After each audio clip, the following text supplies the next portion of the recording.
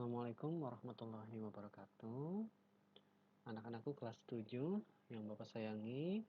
Bagaimana kabar kalian? Mudah-mudahan sehat selalu ya. Kita akan melanjutkan pelajaran informatika tentang kolaborasi dalam masyarakat digital bagian 2. Nah, sebelumnya kan kita sudah mempelajari ya tentang masyarakat digital, media sosial, menyaring informasi palsu atau hoax, dan transaksi digital. Sekarang kita akan mempelajari tentang intimidasi cyber atau cyberbullying dan rekam jejak digital dan reputasi. Yang akan kita pelajari atau bahas pertama yaitu tentang intimidasi cyber atau yang disebut cyberbullying. Jadi intimidasi atau bullying ini adalah perilaku agresif yang tidak diinginkan di kalangan anak usia sekolah, yang melibatkan ketidakseimbangan kekuatan. Jadi ada anak yang agresif yang tidak diinginkan untuk melibatkan ke anak yang dia secara kekuatannya tidak seimbang. Jadi dia lebih lemah. Intimidasi ini contohnya meliputi ancaman, fitnah, menyerang secara fisik atau verbal, mengucilkan seseorang dalam kelompok. Jadi misal ancaman, sudah mengerti kan ya ancaman itu seperti apa. Fitnah itu membuat fitnah ke orang lain, lalu menyerang secara fisik atau verbal, lalu mengucilkan seseorang dalam kelompoknya. Dan perilaku tersebut diulang-ulang kepada korban yang lemah. Lalu apa saja jenis intimidasi ini? Di sini dijelaskan ada namanya intimidasi verbal. Jadi verbal kan ya, verbal itu dia intimidasinya lewat verbal, lewat ucapan, mengatakan atau menuliskan sesuatu hal. Ini menuliskan maksudnya ya, suatu hal yang bermakna tertentu, meliputi menggoda, memberikan panggilan nama, mengomentar yang tidak pantas, mengejek, dan mengancam. Ini meliputi menggoda, lalu memberikan panggilan nama, misalkan namanya yang jelek gitu kan, lalu mengomentari yang tidak pantas, misalkan seseorang melakukan posting di komentari yang tidak pantas, itu termasuk intimidasi verbal, mengejek juga dan mengancam. Yang kedua, intimidasi sosial. Intimidasi sosial ini menyakiti reputasi atau hubungan seseorang, meliputi meninggalkan seseorang dengan sengaja, mengatakan kepada siswa lain untuk tidak berteman dengan seseorang, menyebarkan rumor tentang seseorang, dan mempermalukan ya seseorang di depan umum. Bapak ulangi, jadi jika punya teman lalu ditinggalkan dengan sengaja, lalu mengatakan kepada siswa lain, oh jangan berteman dengan si A misalkan. Lalu menyebarkan rumor, menyebarkan fitnah, menyebarkan apapun yang Yang berikutnya ya, masih termasuk jenis intimidasi, yaitu intimidasi fisik. Intimidasi fisik ini adalah menyakiti tubuh dan harta benda seseorang. Perbuatannya diantaranya yaitu menekan, menendang, menjepit, mendorong, meludah, dan masih banyak yang lainnya. Kalau pelakunya sudah berusia lebih dari 17 tahun, maka ini termasuk kejahatan ya, kejahatan intimidasi, kejahatan cyber atau pelecehan cyber. Berikut ini dituliskan contoh intimidasi cyber. Misalkan mengirim pesan yang menyakitkan atau mengancam kepada seseorang. Lalu mengungkapkan informasi rahasia pribadi. Jadi seseorang punya rahasia pribadi yang maksudnya itu adalah merusak nama baiknya. Lalu mengeluarkan seorang teman dengan sengaja dari komunitas daring atau jejaring sosial. Misalkan punya grup, ada teman, dan teman itu dikeluarkan dengan sengaja. Itu termasuk contoh intimidasi. lalu mengakses ponsel atau jejaring sosial seseorang, lalu dimanfaatkannya untuk membuat post komentar yang menyakitkan dan yang menyebabkan masalah. Misalkan punya teman, dia punya akun Facebook, lalu ada yang iseng memakai akun Facebooknya, dia membuat post komentar ya. Post komentarnya ya itu yang memalukan lah, yang menyakitkan seseorang yang mempunyai akun itu dan nantinya menyebabkan masalah. Itu termasuk intimidasi.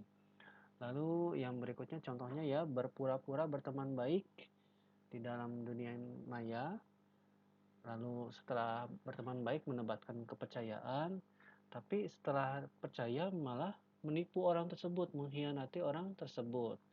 Nah, itu termasuk contoh intimidasi cyber. Berikutnya kita mempelajari atau belajar bagaimana sih caranya menghindari, menyikapi, memberantas intimidasi cyber.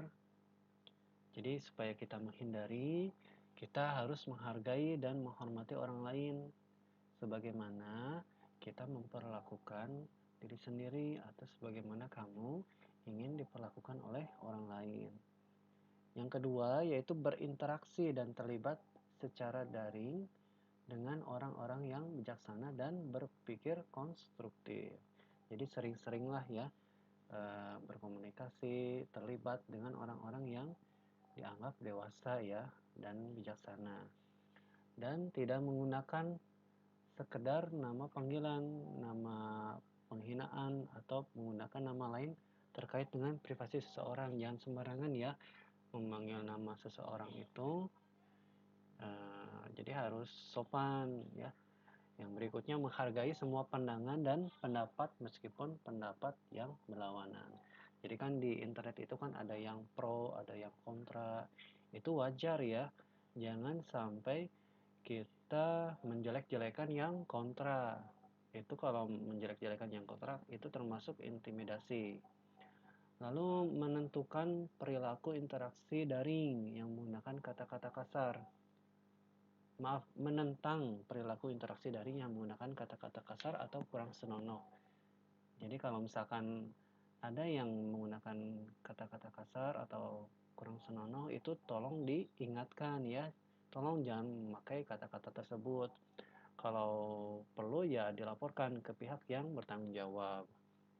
Dan berikutnya adalah bertingkah laku bijak selama berinteraksi daring, seperti berpikir sebelum merespon pesan, surel, atau post yang didapat. Jadi selama kita berinteraksi online itu, mengomentari postingan seseorang, membuat postingan, dan lain-lain, kita itu harus pikir dulu. Ya selain mikir apa yang jadi konten yang dipostingnya, kita juga harus berpikir ke depannya gimana nih kalau misalkan postingan ini diposting ke depannya itu apakah bermasalah atau aman-aman saja atau takutnya ada orang yang tersinggung. Nah, sekarang kita akan belajar tentang rekam jejak digital dan reputasi. Jadi di internet itu, digital itu ada jejaknya dan itu terekam.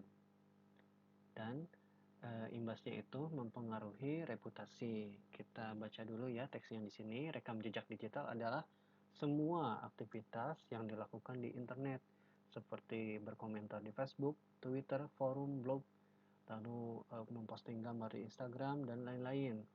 Bisa dilihat orang lain atau dilacak di database. Jadi apapun yang kita lakukan di internet itu akan terekam ya dan bisa dilacak di database. Dan pembahasannya tentang reputasi. Reputasi itu adalah catatan nama baik.